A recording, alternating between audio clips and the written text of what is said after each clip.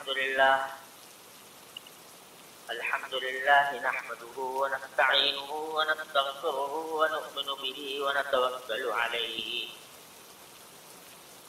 ونعوذ بالله من شرور أنفسنا ومن سيئات أعمالنا من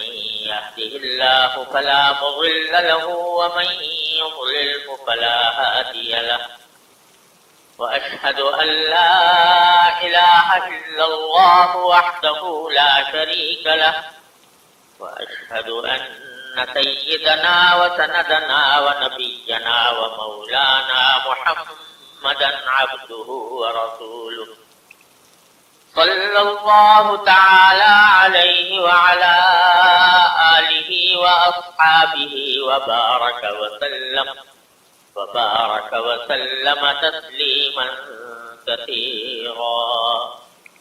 أما بعد فأعوذ بالله من الشيطان الرجيم. بسم الله الرحمن الرحيم. إن عدة الشهور عند الله 12 شهرا يوم خلق السماوات والأرض منها 4 حرم ذلك الدين القيم فلا تظلموا فيهن أنفسهم. آمنت بالله صدق الله مولانا العظيم وصدق رسوله النبي الكريم ونحن على ذلك من الشاهدين والشاكرين والحمد لله رب العالمين. بزرگان محترم اور برادران عزیز،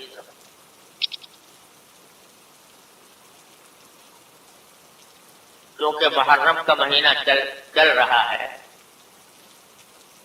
اور چند دن کے بعد عاشورہ کا دن آنے والا ہے، اس لیے میں نے جو قرآن کریم کی مختلف سورتوں کی تفسیر کا سلسلہ شروع کیا تھا اس کو اس جمعہ کے لیے موقوف کر کے کچھ باتیں محرم کے بارے میں عرض کرنے ہیں. یہ محرم کا مہینہ اللہ تبارک و تعالی نے اس کو ایک خصوصی حرمت عطا فرمائی ہے، اسی لیے اس کو محرم کہا جاتا ہے. محرم کے معنی عربی زبان میں ہوتے ہیں وہ چیز جس کو حرمت بخشی گئی ہو. حرمت کے معنی عظمت، تقدس، پاکیزگی. جس چیز کو حرمت بخشی گئی ہو اس کو محرم کہتے ہیں عربی زبان.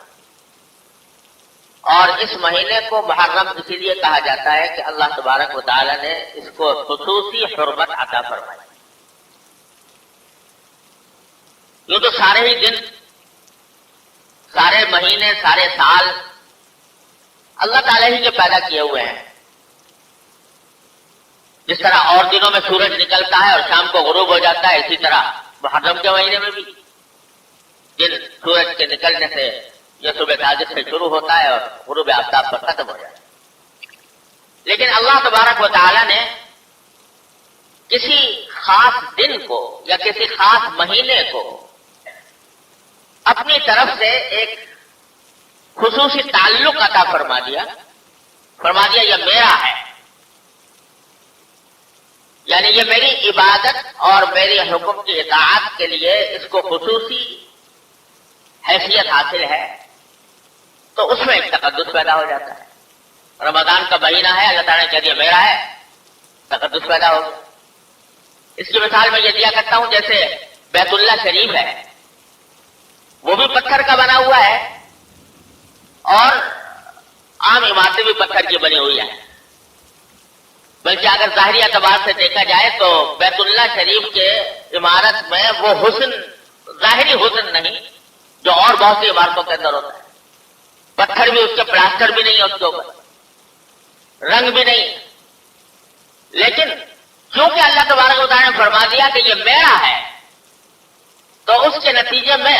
وہ بیت اللہ شریف کی ایک عظمت اتنی اس درجے ہو گئی کہ ساری بڑی سے بڑی، اعلیٰ سے اعلیٰ، شاندار سے شاندار عمارتیں اس کے آگے ہیچ ہے. جتنی کشش اللہ تعالیٰ نے اس کے اندر پیدا کر دی ہے، ویسی کسی بڑی سے بڑی عمارت میں نہیں ہو سکتی۔ تو یہی معاملہ دنوں اور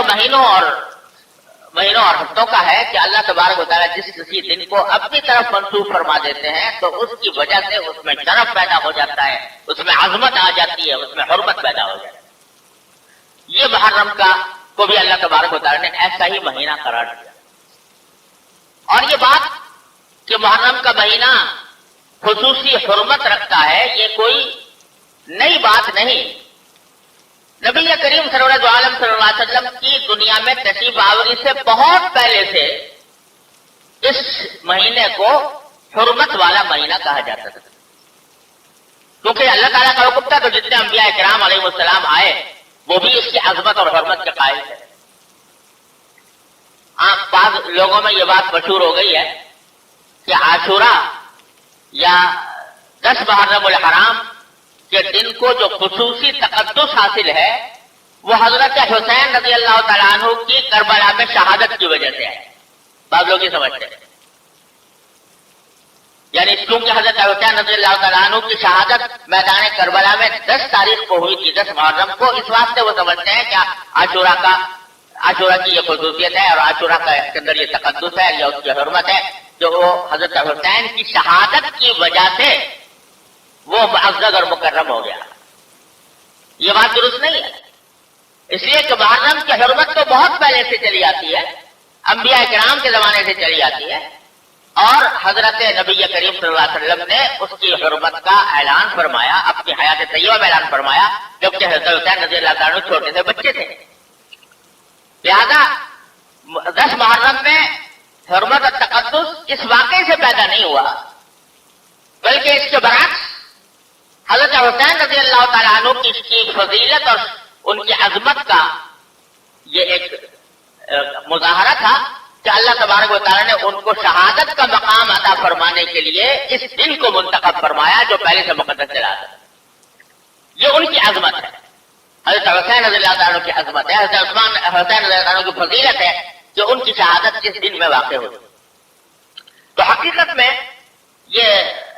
شروع سے اس کو چنانچہ میں نے جو آیت آپ کے سامنے تلاوت کی ہے اس میں اللہ تبارک و تعالیٰ نے فرمایا کہ عدۃ الشہور عند اللہ 12 شہرا، کہ اللہ تبارک و تعالیٰ نے جو مہینے بنائے ہیں وہ کل 12 مہینے ہیں، اور یہ 12 مہینے اللہ تعالیٰ نے طے کر دیے تھے یوم خلق السماوات والارض، اسی دن جس دن کے آسمانوں اور زمین کی تخلیق فرمائی، ان کو پیدا کیا، اسی دن اللہ تبارک و تعالیٰ نے یہ 12 مہینے مقرر کر دیے تھے کہ یہ 12 مہینوں کا ایک سال ہوا کرے گا۔ کفار اور مشرکین جو ہیں وہ اپنی ذاتی اغراض کے تحت مہینوں میں آگے پیچھے کرتے رہتے تھے، تو اس کا ذکر کرتے ہوئے فرمایا کہ 12 مہینے اللہ تعالیٰ نے پہلے سے مقرر کر رکھے ہیں، منہا 4 حرم، ان 12 مہینوں میں سے 4 مہینے اللہ تعالیٰ نے حرمت والے رکھے ہیں، ان میں سے یہ محرم ہے اور صفر ہے اور رجب کا مہینہ ہے اور ذوالقعدہ کا مہینہ، یہ خاص طور پر اللہ تبارک و تعالیٰ نے حرمت والے رکھے ہیں، جس کے معنی یہ تھے کہ ان 4 مہینوں میں جنگ کرنا جائز نہیں تھا، ان 4 مہینوں میں کسی جائز مقصد کے لیے جنگ کرنا بھی جائز نہیں تھا، اس واسطے ان کو اشہر حرم کہتے تھے۔ اور جاہلیت کے زمانے میں جو مشرکین تھے وہ بھی ان 4 مہینوں کی حرمت کے قائل تھے، اور وہ بھی یہ کہتے تھے کہ ان دنوں میں لڑائی کرنا حرام ہے، کیونکہ حضرت ابراہیم علیہ السلام کے وقت سے یہ بات چلی آتی تھی کہ ان 4 مہینوں میں لڑنا حرام ہے، اور ابراہیم علیہ